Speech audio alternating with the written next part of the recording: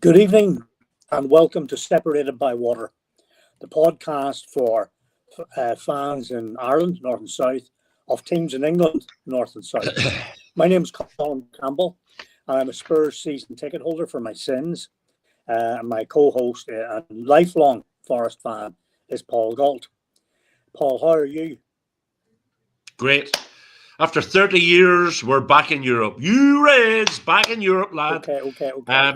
No, all seriousness, first night in Europe in a long time, Colin. I'm very excited, I have to say, very excited. I hope I go to bed. I appreciate that, yeah. With at least a point in the bag, and I'll be very happy with that. Hardest game. We'll get to that. Okay. We'll get to that. We will be talking yeah. We will be talking to the Forest Focus. Forest or Magic fan base who are. We're going to be talking to them about 20 past, half past. Looking forward to seeing how they're getting on out there. They're the guys that we all meet up. I've just got to know them recently, but they're good guys. Charlie is one of them, and one of the crew. So we all know that Charlie's very enthusiastic about it. But anyway, other things to talk about before we begin. Need to talk about Spurs. Good start to the season, Colin. I think it's 10 points from 5 games, 1 defeat at Bournemouth. What's driving this? Is it the new manager? Is it the players? What's happening? What's going on? Is it an easy start to the season? What is it? Well, I think it's a combination of things that all look like one thing. And some of them will repeat myself, but I was impressed. I said I was intrigued by Thomas Frank. I continue to be even more intrigued. I like what he's doing. I like how he handled the defeat against Bournemouth. I wasn't happy about the defeat, but I liked how he handled the nature of it. Turned it into a positive experience. I had asked early on I've seen both. Against Brighton last season, we were 2-0 up and lost 3-2. This season, we went 2-0 down, which wasn't smart, but we drew 2 each and could have won it. All things told, I am happy with how we're progressing, I must admit. I also like the fact that we've been managed to keep a strong back five in place. Whilst goals have been conceded, I'm very happy with how they're progressing, and I think we'll get a strong gel there. He probably will. Spence, Porro, Udogi's back, good player. So we'll see how that goes. So I'm happy enough. But one thing I would say is probably, in a sense, as long as we stay in touch, perversely, there's danger in doing too well up to the next window. And that is that if our current owners, whoever they are, if the new wave of owners might think that we're doing well enough that we do not need to strengthen.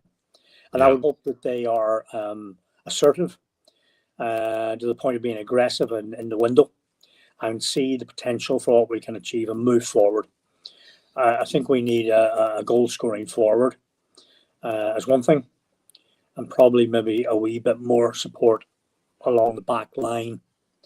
A couple of the other players, we're still to see what they can do, but so far so good with the new players. So yeah, where am I? Probably 6.5 out of 10, which, as you know, is very positive for me. Yeah.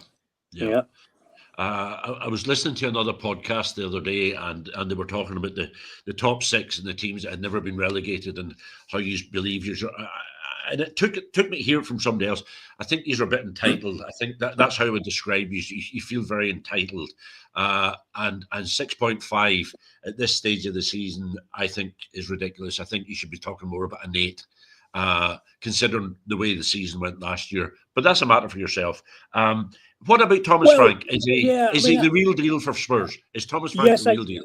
I think so. I think it's a combination of intelligence, football intelligence, as in he understands tactics and he changes them as necessary. And I think it was one genuine complaint against Ange that he appeared to become a little bit stubborn. And we lost too many games, home and away. Due to that, I was at a number of them. So, speaking from experience of watching how we made Wolves look like 19. We shouldn't have done that. Frank, without looking back anymore, Frank seems to be able to adapt it and sell these tactical changes to the players who look clear. So I'm going back to shape and commitment, showing it. I think he's the key point. I really do. I think that it's early days, but we manage not to have attracted too many injuries. Solanke is obviously one key one. But apart from that, yeah, I think those are the two things. Come back to 5, Paul. I think that from my point of view, sometimes you need to keep on the back of something to get it to where you know it should be. And if we Spurs fans become delirious at 10 points out of 15, well, then I'm just worried that too many people in the hierarchy will rest a little bit on their laurels. So my 6.5 reflects where I want us to be at the end of the season. I get it. And I think, yeah, I think we always talk about the Spursy is very Spursy, and now we're talking it's very Foresty. Yeah. Spurs heading off to a 1-0 lead in the first 3 minutes of the game was always the most dangerous thing that could happen, if you ask me, for Spurs, because they sort of lay back and the next thing they're attacked. So, in the same analogy, if they start off the season well, Well, they did that against Villarreal, with hardly settled down to our pint whenever the goal went in, a howler by Villarreal's goalkeeper, God love him. But having said that, Tottenham strutted around like the cockerels for a while. But gradually, Villarreal, who have as a manager, found their way back into the game. And I think there were a couple of unforced errors as misses on their part, So I was very happy, very relieved, really, with the 1-0 win. But that's kind of thing, to back up what you're saying. Given Colin, that was an own goal that got you the 1-0 win, does that worry you? Do you have an out-and-out striker at the minute? No. Oh, you see, it's a good question. Does it worry me? It will if we don't solve it. Richarlison is something of an enigma to me. He seems to be a genius in the Brazilian shirt and a little bit flapsy-hapsy in a white shirt. It seems to be that away from home, he's more effective because he can hassle defenders and maybe win things or flap about in the area. He was, responsible for the first goal against Brighton, which is very, very good. But at home, where he's more inclined to need to be creating things, he seems to just fall a little. He did against Villarreal. Now, he slid in, had the keeper have even made a bigger howler and missed the ball altogether. Richarlison was there. But I think a goal-scoring centre forward is something I would like to see arrive. Okay. I don't think Harry Kane's going to leave Munich in January, unfortunately. He would be ideal, but I think so. The extent and the nature of Solanke's injury is cause for concern. Solanke was a very, very hard worker. He wasn't a monster goal scorer, about his workload. However, when he comes back to full fitness, I hope he still has that attack-minded work orientation, But it's one area I would like to see fixed. Yeah. I tend to agree. I just think that compared to the other big 6 teams, it's a good start to the season. You're the same points as Arsenal, who, I said the other night, whenever they played Forest, they looked amazing. Obviously, we made them look amazing because they didn't look that hot at the weekend. So I take your point. No. Liverpool are 5 points clear after 5 matches. It's a formidable table lead. It's a formidable lead at the start of the season compared to the big 6 teams, which brings us to the promoted teams. We said we'd talk about that today. I suppose, you're talking... You've got Leeds coming up. Leeds are 12th with Burnley 16th. Sunderland 17th, I think. Or are they 7th? They're 7th. Which is, they're flying it. And we have them next week. We have them after this. We have them at the weekend. So it's going to be a tough game. Now, they did spend a lot of money. Is this the year that the promoted teams change the form and stay up? Who does it throw into the casts, of relegation? I think that from my own point of view, if there's going to be a year when 3 teams who have come up stay up, it's this season. I think Burnley, it was their first game. I think that, as I've said before, I have a lot of time for Parker. And I think he has understood that a tight defence is the secret. I think they were unfortunate, maybe not in terms of position, but in terms of the timing of Liverpool's goal. Yeah, and they came back well against Forest at the weekend, picked up points. Picking up points here and there. I think they'll do okay. I think there's a problem that if they do have injuries, they won't have the finances to replace. I like what he's trying to do, and I wish him well. Sunderland have spent money, They have.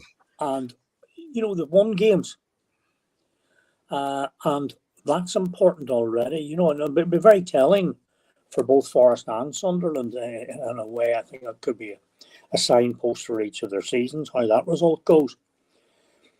And they've spent money. I think there's more money to spend in January if they think they go on good, i.e., if they have a real fighting chance of staying up.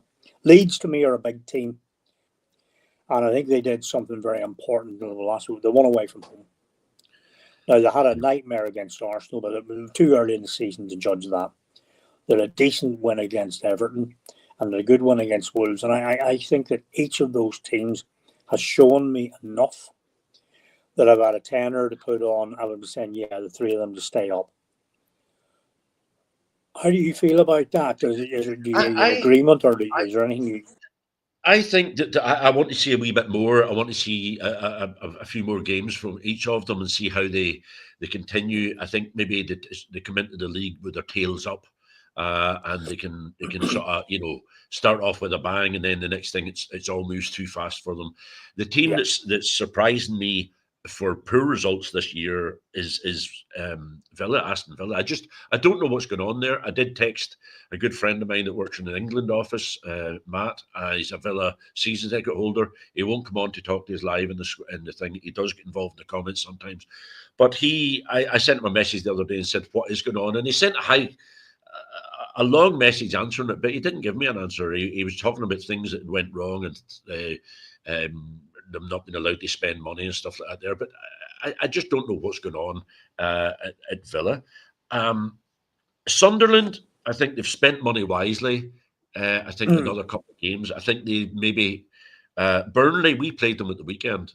And I tell you now, they're not an easy team to break down. They're very difficult to break down. And that's Gary Parker. I beg your pardon. He is, and that's my point. He set them up to be hard to beat. And they'll lose games, but they'll, win or draw a number of enough games, yeah. Yeah, and I'll come back to that Burnley game whenever we start to talk about Forest. Sure. Leeds, I agree with you. I think Leeds are, they're I've always said from day one, I thought they would stay up. It's who goes down then, Colin. Wolves look in shocking trouble. Okay. Wolves look as if they're in real trouble. West Ham, I've no love for either of the two teams, to be honest. But West Ham, I'm surprised by their demise as well. But then they sort of deserve it. They were up winning the European Cups a couple of years ago with David Moyes. And what did they do? They said they didn't like the style of football. They wanted them gone. They've got them gone, and now this is what they've got. So I'm sorry, suck it up. That's where I come from on that. I don't think Villa and West Ham will be in trouble at the end of the season. But do you know who really is surprising me? If you take it, Wolves are bottom. Now, I don't know what the team was turned out by Everton the other night in the Carabao Cup, but Everton get beat by Wolves, and they're showing weaknesses there. Now, I think David Moyes is a great manager. I think he's a fantastic manager, and I think he'll settle the apple cart. But it's just really a case of who goes down, who's going to run into the trouble, and if let's say two of them teams are going to stay up, Colin. The two of the promoted teams are staying up. Who goes down? I know it's 5 games in. It's too early to say. But who do you see is shown the? We can only go by the signs, and that's what we're talking about at the minute. And I think the signs tell me that despite the Wolves manager signing a new contract, I think they're in bother. Now, Tottenham's next game is at home to Wolves. The aforementioned Wolves. And that will be very telling, because usually that would have been Wolves haven't won this season, go to Spurs and win. Spurs need to break that Spursy thing. And I think there are problems for Wolves. Now, Wolves might look at it and say, well, we've lost players. We'll look at the big picture. We'll go down and come up again. Not that that's any guarantee. I watched Brentford the other night away to Fulham. They got a fortuitous early goal and then looked soft. I'm worried about them. West Ham, I can't say I worry about them. I don't really. But there's talk about Nuno. Graham Potter seemed to be, a genius. Brighton, it all went wrong at Chelsea, and it's getting worse. It probably couldn't get any worse. Yeah.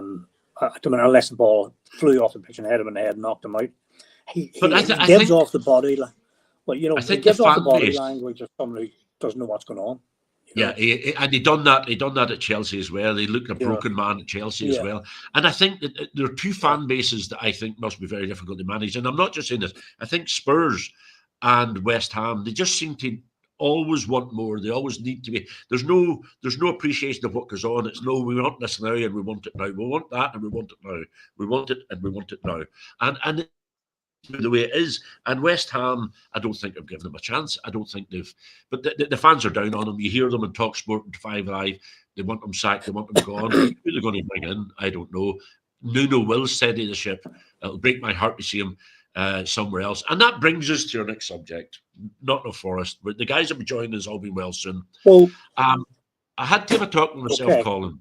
I had to have a talk with myself, as I said, because it has taken me a bit of time. I don't listen. That's the problem. I don't listen to even myself. Forest are embarking on one of the most important seasons of my life after the European Cup, the last 30 years. We have Ange, whether we like it or not. I'm going to have to accept it. And I want to stop being negative about him. I want to start being positive about him. And the negatives are that we're sitting where we are in the league. There's no defensive strategy that I can see. We're just going to go Ange ball, and I'm going to have to just go with the ride. As you keep on saying, that's what we are, mate. That's who we are. That's what we are. So I'm just going to have to accept it. We're in Europe tonight, first time in 30 years. Can he do better for us in Europe than Nuno would have? And I'm asking that as a straight comparison. Do you think Nuno could have done better for us with the squad we have, or Ange? No simple answer to that. Remember, Nuno was an ex-Spurs manager as well as half the world. And I didn't like what he was doing at Tottenham. He won his first 3 games and then it all fell apart. However, to me, from the day on hour he went into Forest, it seemed to work. I watched him away to Newcastle that time, and I saw how he changed it and went at Newcastle on their own ground. I think he did extremely well last season, and I imagine that he would have done well this season with Forest, because he possession and counter-attacks well. And I think that travels quite well, that form of tactic. Plus, you've good creative players there too, and a solid defence and a keeper. It's ironic, I suppose, in a way that Ange won a European trophy and then comes into another club here in Europe, having been discarded by the team with whom he won the trophy. So I suppose he could say, well, I won a European trophy, so my credentials are excellent. And that has to be, is prepared to defend, to scrap, to see the bigger picture. And he will say that he did see that. Draws away at Rangers, for example, were strange, to say the least. And he could, so it's hard to know. I think that for me, in terms of what happened last season, I would rather your owner had found a way to keep Nuno there, because I would have loved to have seen what he could do this season with momentum for end off. Can Ange do well in Europe for you? Yes. Can he do well over a 34-game Premier League? I'm not so sure. Yeah, okay. Fair enough. Good answer. Better answer than I could have come up with. Well, you could do what we could do. You could finish 17th and win the Europa League. See, I don't want that. I don't want that, Colin. I think that's a bad. That's like having to give something away that you don't want to give away, and dicing with my nerves can't take watching it. But I would rather we were sitting 10th and had a good run in Europe, But if it has to be 17th and win it, what's the chances of winning it 2 years in a row? That we're making this supposition that just because he's Ange and he wins, he won last year, he can win this year. It'll have to be next year. Yeah, it's a because he second wins year, every so second year. Yeah. that. One thing I will say, I can see people starting to. I can see people starting to take a shot from outside the box. So that's a good sign because we weren't doing that. Anyway, we are joined by the crowd in Seville. Lads, how are we doing? Very good, lads. How are we doing? Very good, thank you. Go on, you Reds. All the Reds. We've nominated Dave to do the talking here, Paul, if that's okay. Absolutely perfect. Absolutely perfect. Yeah. Dave, do you want to take control? Yeah, I'll take that. Are we going to get the fans? Hello, Paul. Dave, how are you, my friend? Very well, thank you. Yourself? We're very good. We're very good. How's the atmosphere out there? I know that the Forest fans Come on, you Reds! It's absolutely brilliant out here. Absolutely brilliant. I've never seen. It's almost like a home game for us. Every bar, every restaurant you go past, there's Forest everywhere. That's what it's all about, mate, isn't it? That's what it's all about. It's the atmosphere, and everybody. You have to just excuse me. There's a horse just walking past. I couldn't hear you. There was a horse walking past. The atmosphere is good, and there's no trouble. That's the main thing. And the beer's good. I take it the beer's good, is it? The beer's good. It's nice and hot. I haven't seen any trouble whatsoever. It's just literally thousands of Forest fans having fun. Having fun, singing songs, drinking beer, just having a good time. Brilliant. Enjoy it. Colin, have you a question for the lads? Have you? Yeah, guys. Colin here, a Spurs fan, as you probably know. In terms of Ange ball, okay, do you anticipate Paul, can I just interrupt? Because Jack, who has spent his whole day with the Spanish Reds, saw the camera and he has now decided to come back. Yeah, he doesn't know what to say now. Back to Dave. No, that's okay. Sorry, Colin. Go ahead. Thanks, Charlie. Go ahead. Sorry, Colin. Okay, sorry.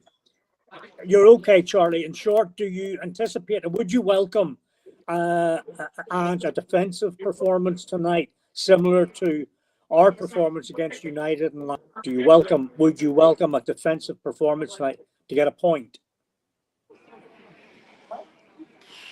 I don't know really, because there was lots of games last year when we wanted Forest to go at teams, and we didn't, and we held back.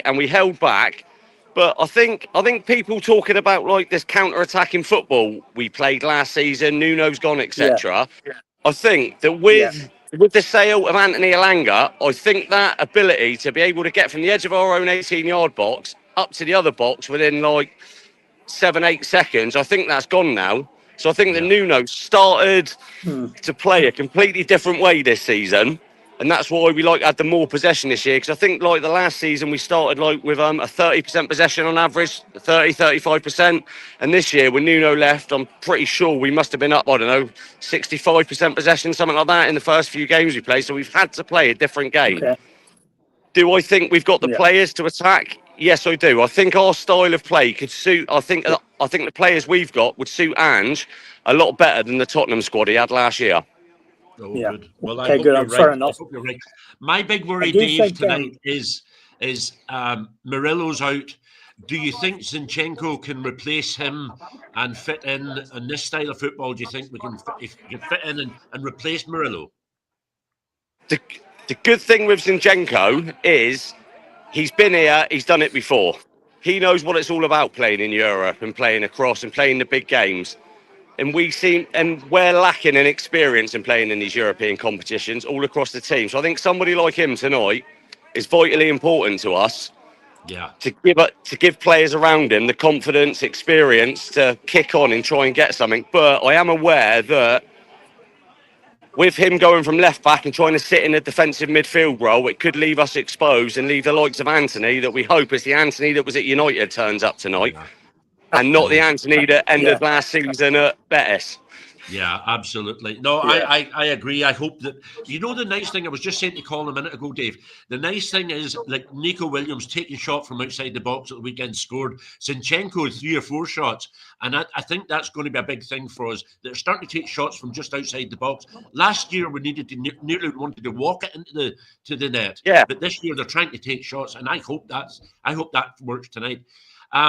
Would you take a point now? Would you take a point? And You're a pagan, ole, ole. Would I take a point? They're trying to do that. I would do, because they're flying quite high at the moment, Yeah. Betis, and Yeah. it's all about qualification into the next round. Because what are they, like 6th or 7th in the league at the moment? I think Betis, Yeah. something like that. They've Yeah. So I think away from home, first European game, we've got to be happy with a point tonight. But Yeah. because it's our first game away, I think I want to try and sneak all 3 to have a good time in the Oh, I'm after the party same. afterwards. I'm the same. Of course. Right, of Dave, course. I'm going to get the predictions time. Ask the guys not to swear. Pass the phone around you. I'll start with you. Predictions for tonight. What's the score going to be? I'm going to go 2-1 Forest. Okay. Pass it on to Jack. Jack, what's the score tonight, mate? I'll take a 2-1, but I'm not confident at all. I'll take Are a you 2-1. What do you I'm think not is going to confident at happen? all. What's going to happen, Jack? It's big Ange out for me. Yeah, that's all I'm saying. Oh, you're still in that. Okay. Charlie, what's the score for tonight? Score prediction night 3-0 to Betis. Whoa. I'm sorry, but that's how it is. That's it. All That's right. it. No bother. What about Who's it Amma? doing? Is Amma or Fran there to give us a Uppy, prediction? Uppy has the score. Uppy. 1-0 to Forest, away win. Take that now. Okay, I'll take Simple that as. now. Take that. Fran has Any gone other- to the bathroom. Fran any has other gone to the predictions? bathroom. Fran has gone to the bathroom because he can't drink alcohol like his father. Talk to you soon. Okay, Take care. Charlie. Thanks Thank for you, guys. tapping in with us. Please enjoy No the problem. night. But most importantly, stay safe and shout Oh, loud for the absolutely. Forest. Absolutely. You Reds. All right. You Reds. You Reds. Well, See you later, guys. Thank Thank you. you. Take care. Stay safe. Stay safe. Cheers, Charlie. Brilliant. Good luck. Brilliant. Brilliant. Very good. And wish the boys That's what it's all well about, over Colin, there. is getting to that stage that you can Seville's out there. beautiful, beautiful city. It's the excitement of it all. I understand that. Yeah. One thing I'll just say, in terms of European travel and football and tickets and so on and so forth, there's criticism of Tottenham for the pricing of their Villarreal game, over £70, I believe. I just got a thing through about applying for an away ticket for Monaco, which I've applied and probably won't get, but I won't get, but £1 to sit in the Monaco Stadium, which is a beautiful stadium. Beautiful. It just shows you, the difference and how much, one of our themes is, of course, because our people are separated by water, we've worried over the time about the cost of traveling to see their team. And I think the Premier League needs, not only in time, scheduling the matches, but the cost of matches. I know it's down to individual teams, and there's the demand is much greater than the supply, but a wee bit more responsibility and care. End of my rant. Well, it's very interesting. No, you're quite right, Colin, because the price of I think I'm right in saying this, and maybe somebody will jump on in the comments and notify me if I'm wrong. I think the price for the ticket for out in Betis tonight was €17, and the cheapest ticket you get at Forest is 60. Now, I might be wrong. It might have been another game I'm thinking about, but I will come back and correct that if I'm wrong. But I know it was extremely cheaper than what it was normally. The Premiership and other leagues like the Italian League and German League don't underestimate their fans. The prices and the access to tickets is excellent from what I've read and heard. And I think COVID taught us about what games are like played with no audience, no crowd. The late great Jock Stein said, in front of a big crowd, a good pass becomes a great pass. And I think that makes the crowd make the games. Yeah. I think the Premiership crowds make the Premiership attractive throughout the world. We're part and parcel of the whole experience, and we need to be treated better That's my Yeah. parting Yeah, shot for tonight. I think maybe the Premiership is a victim of its own success, Colin. That it's the most successful league in the world, and it doesn't run cheaply, Yeah. and it doesn't. But the clubs, I know the clubs. Look, it's all relative, and I know that there's a lot of money if you've got a family. Always think about the family. Mum and dad taking two kids, generating the next supporter of the next generation of supporters. It must be a very expensive thing to try and manage. Anyway, thank you for joining me from Sicily. I yes, I'm in Sicily, having a nice, well-deserved break. Yeah, and having a wonderful time. Thank you for asking. Yeah, and good luck tonight. I'll be keeping an eye out. Oh, I'm going now dinner, and I'll be sitting with a glass of white wine at 8 o'clock. Or if I'm watching at home, it'll be a glass of white wine. If it's in the pub, I'll go to Padro's in Timoleague, and I'll sit down with a pint of my finest beer and sit down and watch the match down there on the big screen, which is always a good venue to watch it. Good man. Good man. But I'm going to ask you. You know a bit about Betis. Predictions. You've been to Seville. You know how they're doing the league. You've watched Forest. You've had Ange as a manager. Prediction for tonight. Prediction for tonight. Forest. One thing I would say is that Manuel Pellegrini. You mentioned Anthony, but Pellegrini has had a lot of Premiership experience sitting in West Ham. He's no dozer. I predict a draw tonight. I predict 1-1, and I think both clubs will come away from that with enough to take them forward. Neither team wants to lose tonight because they look at the long game and the way the league's structured now, the Europa League structured. It's not necessarily a bad thing. Yeah. And I'm not sure that Betis will risk enough to try to win it outright. So I predict a draw. Right. I would take a draw right now. I'm just going to in closing there. I heard Jack saying there, and that summarises. We have a fan base like you had last year. It was split down the middle about they wanted Ange gone, and there was others saying they'll give him a chance and he's on to win the league. I'm now going to park my negativity about Big Ange. I have to, otherwise I'm not going to enjoy my season. I want to get behind it. I want to get behind the belief that we can play to this thing. I think there's a few, you have to weigh up things. He's arrived in the city. He's been in London for a protracted period. He's arrived in a city, so he's new to it. The fans have they've got a bit of mourning to do losing Nuno, who I think they were all heavily invested in. And I think they're playing a new system. And we got a first sort of sight of it against Burnley the other day, and in that we were progressive, we were moving forward. We probably should have had a couple of more goals, but it just didn't work. And another day they might have worked. So I think there's positives to be taken there, and I want our fans to get behind them now, and that is no way is dissing what Nuno's done for us. Let's get behind them, let's drive it on, and let's see if we can be positive about it, because you end up not enjoying your season if you that's right. And I have to say, I'm with Jack. And it's only on the last 48 hours I said to myself, come on, this is going to ruin the season for you. I didn't want to turn on the radio. I didn't want to talk about sport, playing music, and instead of listening to the sports chat. And do you know where I'm coming from? Without Alenga, and without Alenga, it may be that Ange can find a system that will suit your strengths now and take you forward. I mean, he is an attacking manager. Lots to like. We just got on to such a bad run, both of injuries and results, that something had to change. There's lots to like there. Let's see how the next few games go, and we'll do a review. But I think for now, I'm going to sign off. No, go. Thank you very much for coming on. Thanks for taking the time in your holiday to come on, Colin. And remember, I was going to say... Yes. Go ahead. The Spurs play tonight too. They play Doncaster Rovers in the League Cup. Game. So massive game for you. Massive game. Well, I hope you win that. You're all I hope big we win. Thank you for the Forest our Magic crew for coming on with us, and I hope they stay safe out there. You know how it can happen out there. Silliness. They'll be okay out there. But Anyway, you so take those are care of lovely yourself. times. They'll be okay. You take care of yourself out there as well, Colin.